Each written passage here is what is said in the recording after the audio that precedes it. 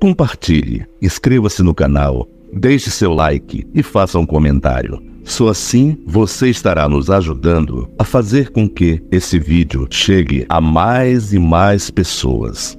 O nosso crescimento depende da sua ajuda.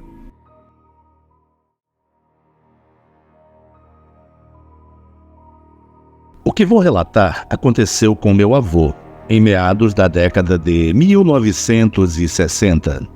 Nessa época ele morava em um sítio no interior de São Paulo, bem na divisa com Minas Gerais, e naquele tempo era comum os trabalhadores da roça se encontrarem logo depois da janta e do banho em uma venda, dessas vendas de sítio, muito simples e com iluminação de lampião, para beberem um pouco e jogarem cartas. Meu avô, sempre que podia, estava presente na roda de cartas com os amigos. Quem conhece a zona rural sabe que a noite é um breu só. E essa noite havia muitas nuvens encobrindo a lua, o que deixava a estradinha de terra ainda mais assustadora e perigosa. Pois bem, em uma noite de sexta para sábado, vinha ele voltando para casa, montado em seu cavalo. Já eram lá por volta de 1h30 da madrugada, e atravessando uma pequena ponte de pedra, logo em seguida, por uma touceira de bambu, ele começou a ouvir vários cachorros latindo, mas bastante mesmo. Foi quando, de repente, os cachorros pararam de latir, todos ao mesmo tempo. Era como se estivessem fechado uma torneira aberta, muito estranho. Nessa hora o cavalo empacou, e mesmo meu avô tentando na espora, ele não saía do lugar. E logo à frente, na estrada, tinha uma estradinha que desaparecia no meio do mato. E dessa entrada, do nada surgiu um carro de boi vindo em sua direção, mas não haviam bois puxando o carro. Só o carro de boi com o cabeçalho. Cabeçalho é uma espécie de vara que é ligada aos bois, levantando como se tivesse algo invisível puxando. Vinha vindo devagar e sem fazer nenhum barulho. E quando meu avô olhou, em cima do carro de boi tinha um caixão de defunto, bem rústico e meio amarelado, sendo transportado. Foi quando ele sentiu uma corrente de vento e um arrepio passando pelo seu corpo. Então ele fez o sinal da cruz e passou a mão também, fazendo o sinal da cruz na crina do cavalo. Nessa hora, o cavalo saiu em disparada, correndo tanto que passou até a entrada do sítio, quase chegando no outro bairro.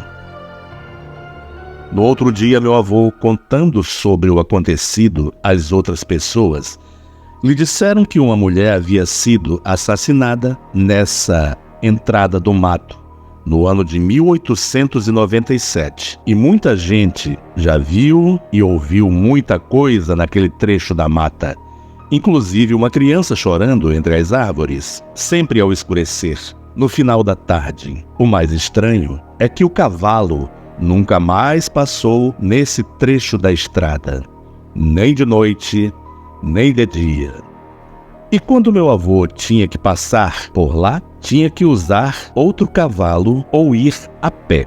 Meu avô, já falecido, era um homem muito íntegro e respeitado por todos no bairro, e não haveria de inventar essas coisas, mesmo porque outras famílias da redondeza também já viram muitas coisas estranhas por lá. Hoje, o sítio me pertence e está tudo mais ou menos como ele deixou. Mas confesso que sempre que tenho que passar por esse trecho da estrada, lembro desse acontecido. Já faço o em nome do Pai. Por que será que os cachorros pararam todos de latir ao mesmo tempo? E o que estava puxando aquele carro de boi? Olá, vivo numa aldeia muito pequena. Um dia, eu e uma amiga estávamos a contar histórias de terror e ela contou que a sua avó lhe tinha contado uma sobre uma costureira. Segundo ela, muitas pessoas da aldeia e do concelho tinham ouvido uma máquina a costurar sozinha, e quando iam ver, não estava lá ninguém. Eu perguntei se a sua avó a tinha ouvido, e embora ela estivesse dito que não, fiquei tentada a descobrir. Uma tarde, quando estava em casa, perguntei à minha avó se sabia de alguma coisa relativamente a esse assunto.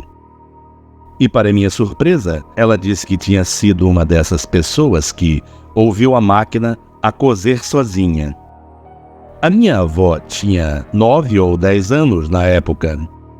A mãe dela tinha ido ao moinho moer o trigo e ela estava em casa com a tia.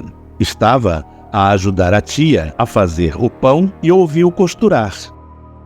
Ela pensou que a mãe dela já tinha chegado. Ela ouviu costurar, cortar a linha, a tesoura, a pousar na mesa. Daí a pouco, ouviu-se a porta e a mãe dela foi levar a farinha. A mãe dela perguntou quem estava a cozer, pois o barulho ouvia-se pela casa toda. Quando foram ver, não estava lá ninguém, mas o barulho continuava e nessa divisão, onde estava a máquina de pedal, ouvia-se com mais força. Como já havia muita gente que tinha ouvido, elas não estranharam nem tiveram medo. A minha avó diz que não acredita em fantasma, nem nessas coisas, mas isto é 100% verdade. Afirma a tradição que se tratava de uma costureira que, em vida, costumava trabalhar aos domingos, não respeitando, portanto, o dia sagrado. Pelo não cumprimento dos seus deveres religiosos, o fantasma da costureira fora condenado, após a morte, a errar pelo mundo dos vivos durante algum tempo para se redimir. Sou de Moçambique. Eu vivo com meus pais, 2 irmãos e uma sobrinha. Agora tenho 20 anos. Já tive várias experiências com o sobrenatural, ao que me tornei uma investigadora neste assunto. Vou contar algumas. Certa vez, eu estava no salão de cabeleireiro da minha tia. Tinha eu 18 anos e estava sentada do lado de fora, lendo uma revista, apanhando os raios solares, pois estava muito frio. Estava tão concentrada na leitura, mas deu para ver um homem à minha direita. Vestia jeans, uma camiseta verde com partes brancas. Estava parado a 1,5 metros de distância e olhava fixamente para mim com um braço dobrado e outro com a mão no queixo, apoiando no braço com o cotovelo. Quando de repente virei-me para ver quem era e não estava mais lá. Ninguém. Tudo isso em frações de segundos. Outro dia, a minha tia estava pondo rolos numa cliente e eu estava ao lado dela. As duas viradas para o espelho, olhando e conversando com a cliente.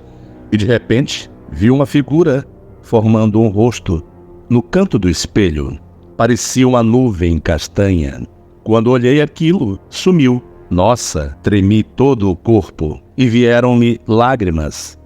E saí de lá para fora, tentando me acalmar. Bom, este último aconteceu no apartamento em que vivo.